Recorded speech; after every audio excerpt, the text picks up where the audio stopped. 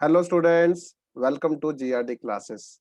In today's lecture, we will discuss an important derivation of chapter 2, that is expression of parallel plate capacitor. Expression of parallel plate capacitor के दो तीन derivations हैं. एक तो मैं आपको कराऊंगा एक डाइलेक्ट्रिक स्लैब और एक होता है before insertion of dielectric slab क्या एक्सप्रेशन आता है वो भी करेंगे हम. ठीक है. तो एक कंडक्टिंग स्लैब भी है, हमें वो भी डिस्कस करना है. तो सबसे पहले मैं आपको बेसिक फॉर्मूला जो है एक पैरेलल प्लेट कैपेसिटर का वो क्या होता है. तो सबसे पहले हमें दो पैरेलल प्लेट्स बनानी चाहिए इस तरीके से, और ये बैटरी है जो कनेक्ट करी है मैंने across the ends of the plates. तो ये वी बी द पोटेंशियल. अब इसके बाद यहाँ पर अगर जब करंट आई फ्लो होगा तो यहाँ पर चार्ज आएगा दैट इज प्लस, और दूसरी प्लेट पर जो चार्ज ट्रांसफर होगा उसकी वैल्यू होगी बेटा नेगेटिव चार्ज. ठीक है. अब इसके बीच में जो हमें नजर आएगा फ्री स्पेस में, तो ये है एक इलेक्ट्रिक फील्ड. क्या है बेटा? एक ये इलेक्ट्रिक फील्ड है. तो इलेक्ट्रिक फील्ड लाइंस जो है वो बिटवीन द पैरेलल प्लेट्स है.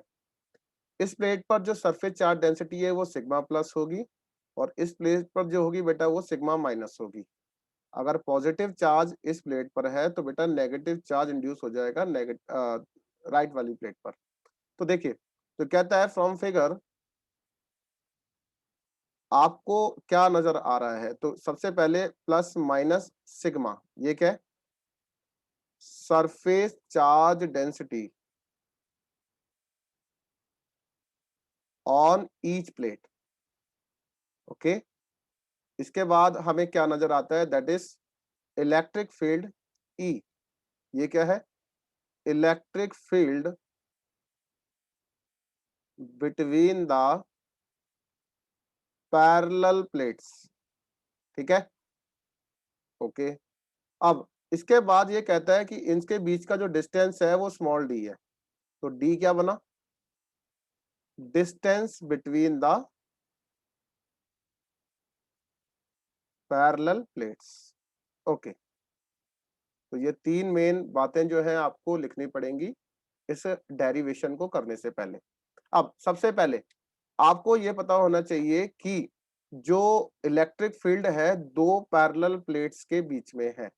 तो कहता है नाउ द इलेक्ट्रिक फील्ड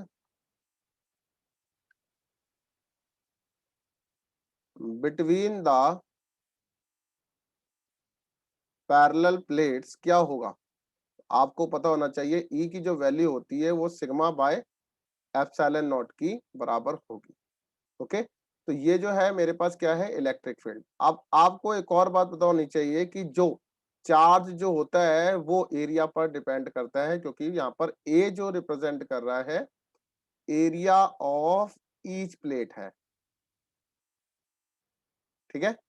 तो अब इसके बाद कहता है now the charge Q on each plate that is Q equals to sigma into area. Okay. तो this is my equation number 2. अच्छा. अब यहां पर कहता है पोटेंशियल डिफरेंस जो होगा वो V के बराबर होगा. कहता है also the potential difference between the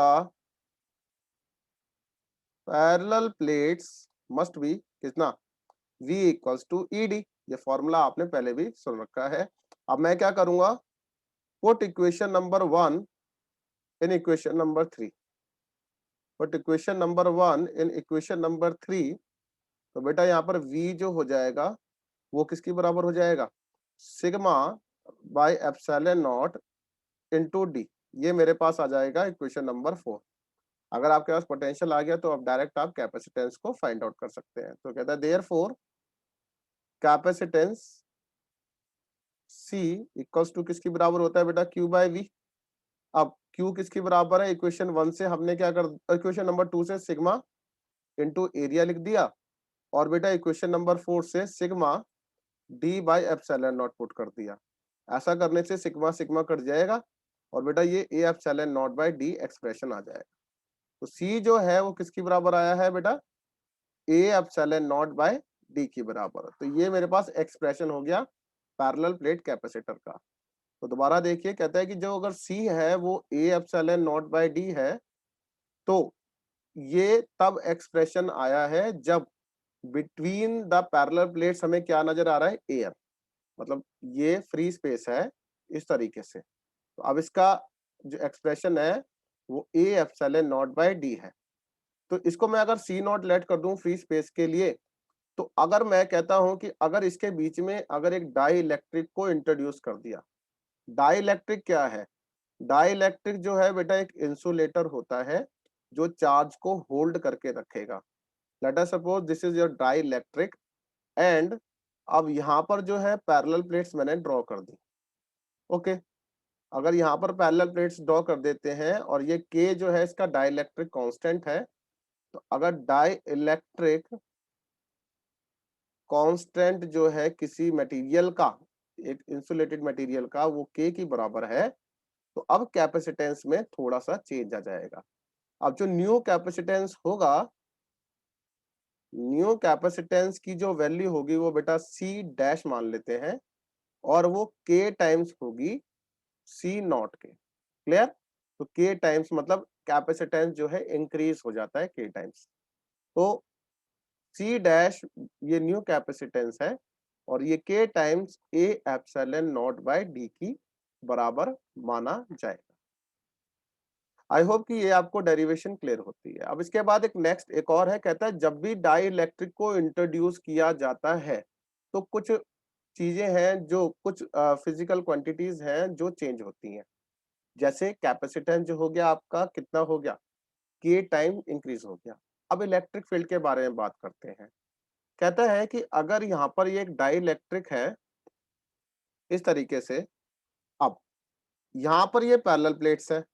okay, अगर ये पैरेलल प्लेट्स हैं और ये एक इंसुलेटर हमने बीच में इंट्रोड्यूस किया है, तो अगर यहाँ पर पैरेलल प्लेट्स पे initial charge before insertion of dielectric slab इस तरीके से चार्ज डिस्ट्रीब्यूट था, तो उस टाइम बिफोर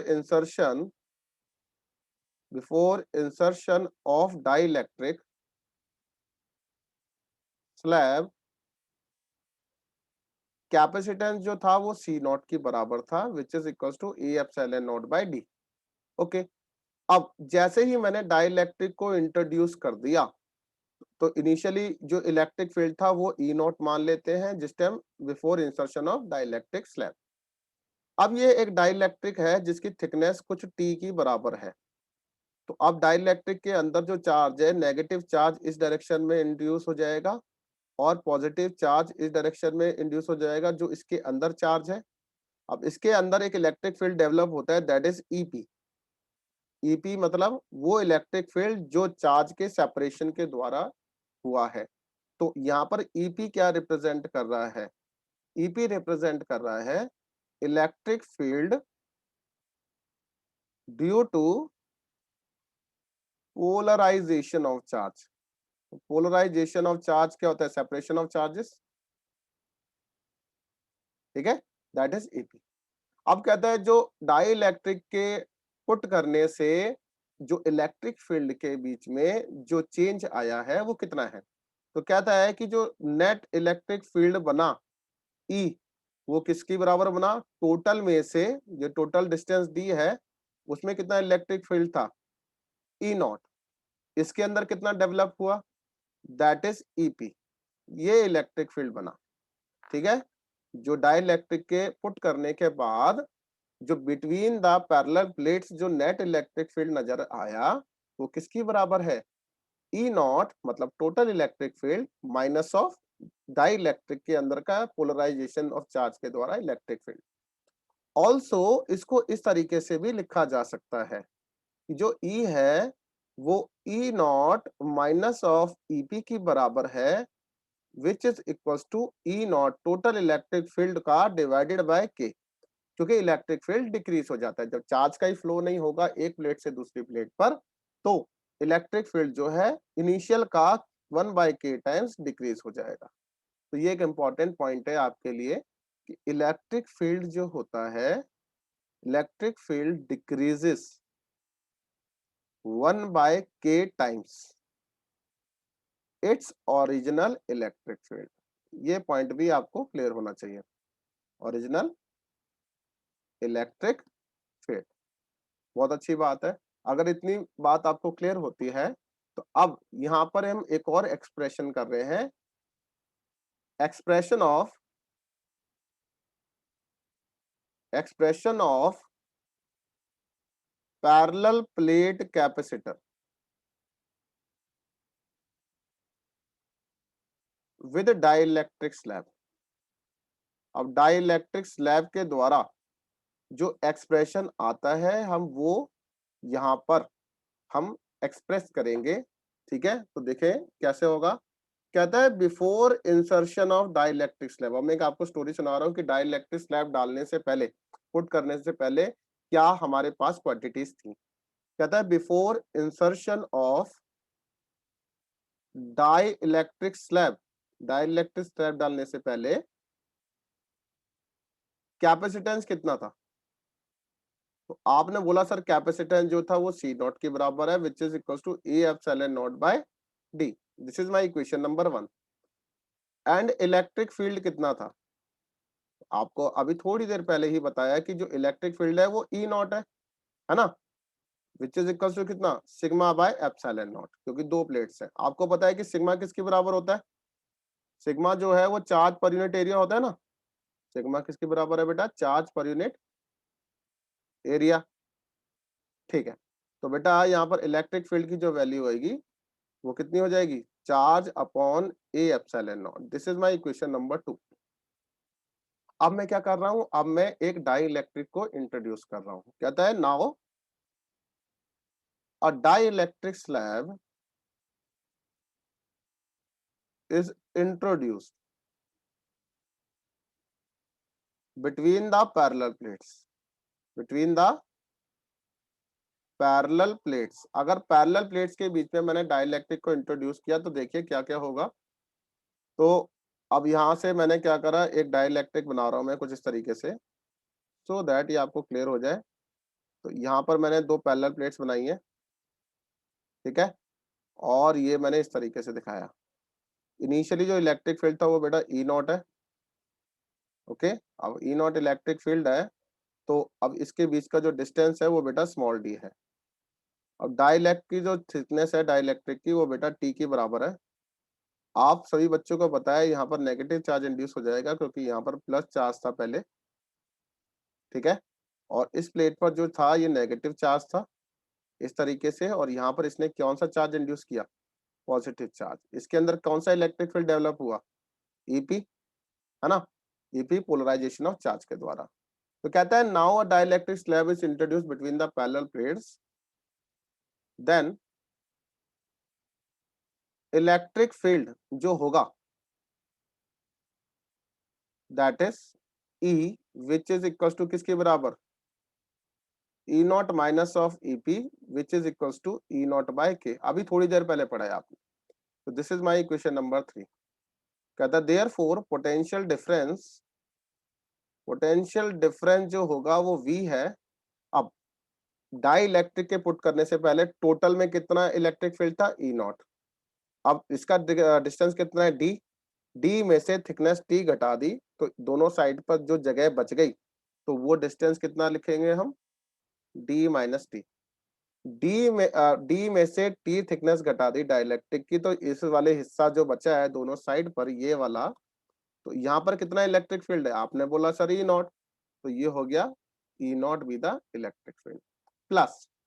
अब इस वाली डाई इलेक्ट्रिक के अंदर जिसकी थिकनेस टी है उसके बीच में कितना इलेक्ट्रिक फील्ड है, तो आपने बोला थिकनेस टी में जो इलेक्ट्रिक फील्ड है वो ई की बराबर है, ठीक है, क्योंकि जो नेट इलेक्ट्रिक फील्ड बचा वो ई तो बचा इक्वेशन 3 से। तो कहता है using equation number 3 we can write v equals to E naught d minus T plus, इसको ई नॉट बाय के कर देंगे इंटू टी।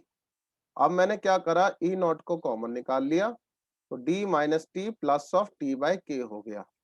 ये बेटा v है, और using equation number 2 second equation से बेटा मैं Q upon A epsilon naught लिख दूंगा और d minus T plus of T by K put कर दूंगा। अगर यहां तक क्लियर होता है तो देयर फोर कैपेसिटेंस कैपेसिटेंस की जो वैल्यू होगी वो C की बराबर मानी जाएगी। पहले इनिशियल C नॉट था, तो अब यहाँ पर C किसके बराबर होता है? Q बाई V के।